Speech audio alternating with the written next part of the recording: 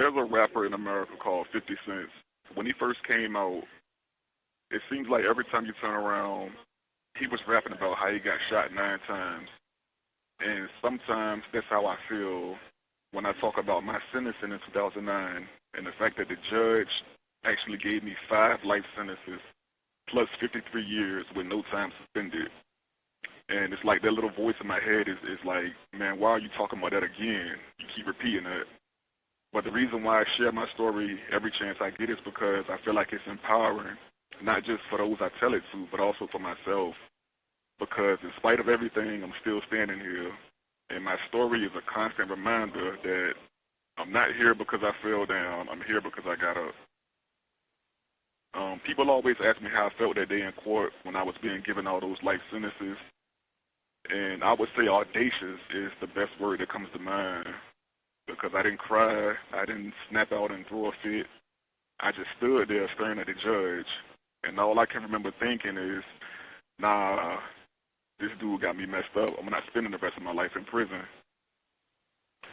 But see, the reason why I was in that predicament in the first place, standing in the courtroom in chains and shackles like some dangerous savage, is because I had conducted myself like a dangerous savage.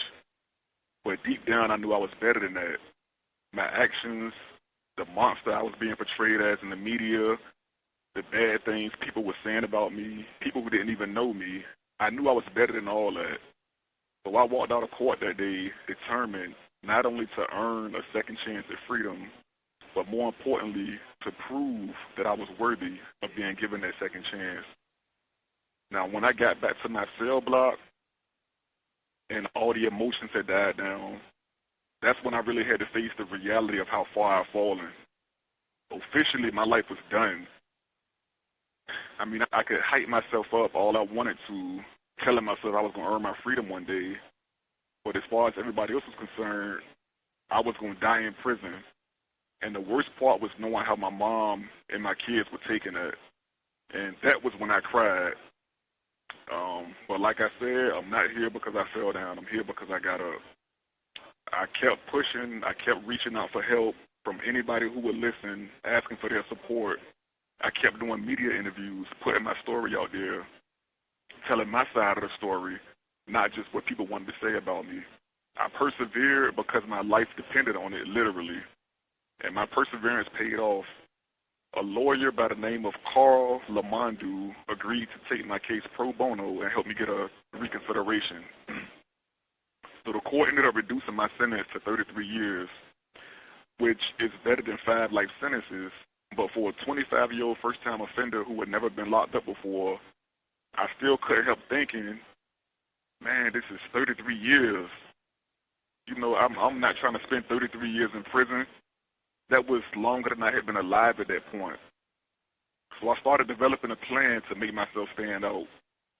I told myself that I was going to maintain a job, complete every trade, program, and college class I could get my hands on, stay charge-free, and try to build up a resume that would make people want to advocate for me.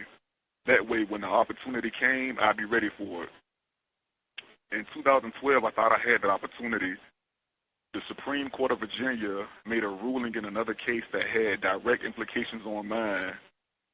So I filed a motion to be resentenced, and I sent them a copy of my little resume, thinking that was going to sway the court to grant my motion. And when I say I got my hopes up, I mean I got my hopes all the way up. You know, I just knew this was it. But little did I know, the court had a shotgun, and they were not afraid to use it, and they blasted my hope to smithereens. I mean, it was like motion denied. Blah. And that hurt. That was the first time that I really, really felt defeated. But I knew I had to keep fighting because, again, I'm not here because I fell down. I'm here because I got up. I told myself, you know what, man, forget the court. They don't play fair. I'll be better off petitioning the governor for clemency. So I went back to my cell and started putting that plan in motion. Now, around this time, I was about 8 years into my prison sentence.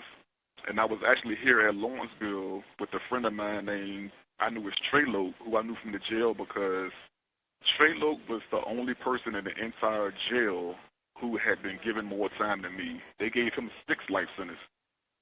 And so both of us filed clemency petitions, and we were both confident that ours would be granted.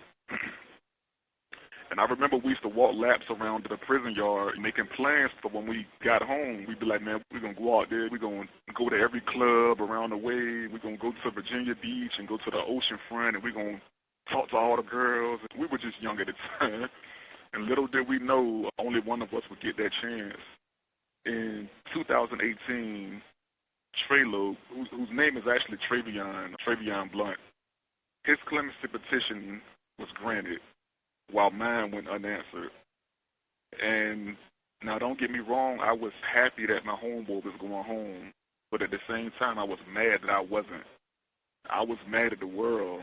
Over the following 3 years, I watched 5 more of my homeboys get their petitions granted and walk out the gate. And I kept telling myself to just be patient, that my day was coming.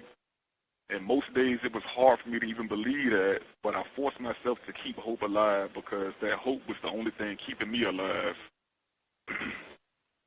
So in November 2021, I finally got an answer to my clemency petition. And the governor had denied it. And that was when I hit rock bottom.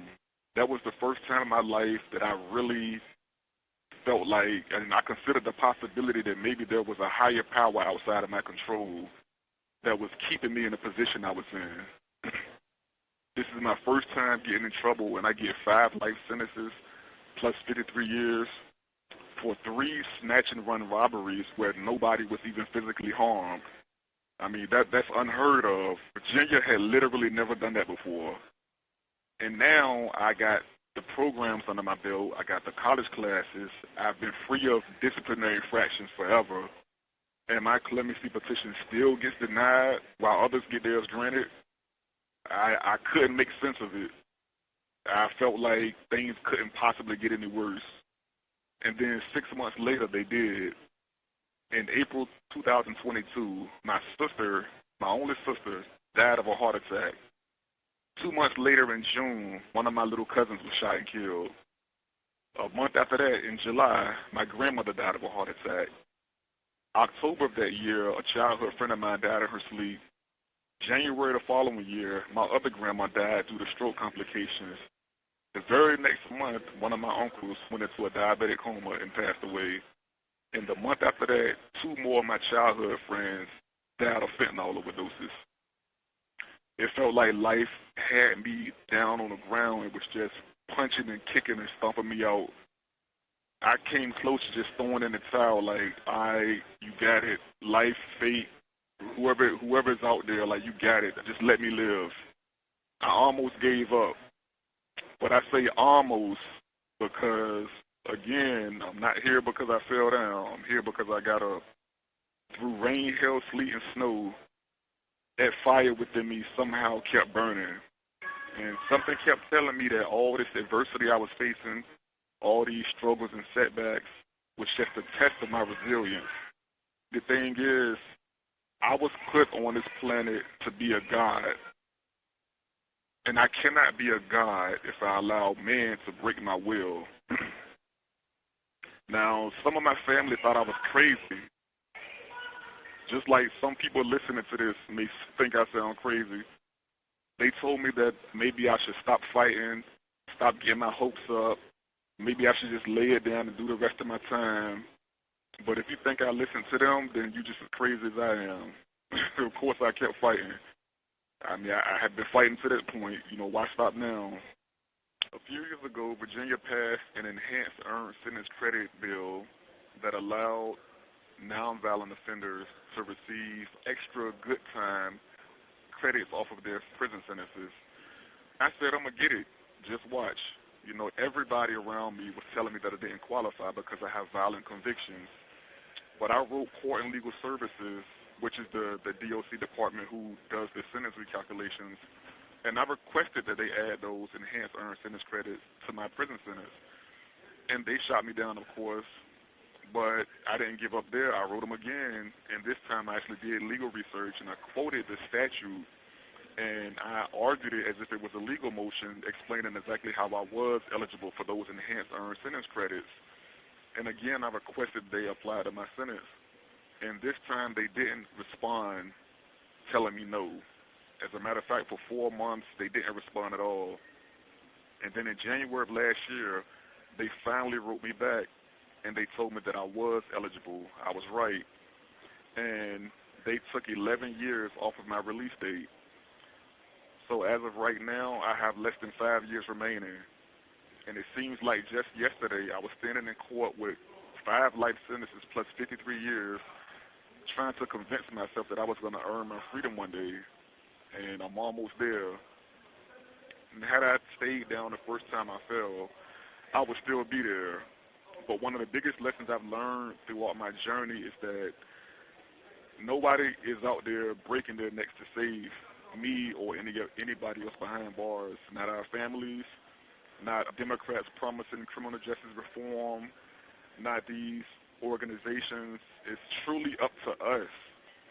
When the parole board tells us no, when the courts dismiss our appeals, when the governors deny our clemency petitions, it's up to us to get back up and keep fighting.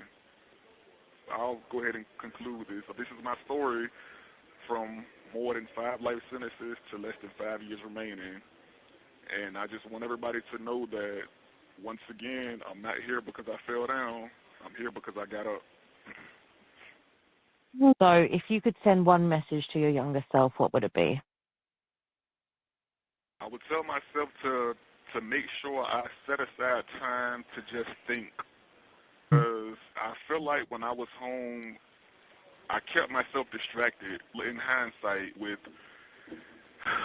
going to the club, going to parties, hanging out with friends, hanging out with different women, and I feel like at that time I wasn't really satisfied with myself or who I was. I was uncomfortable in my own thoughts, but now I recognize the importance of being alone and just thinking and planning and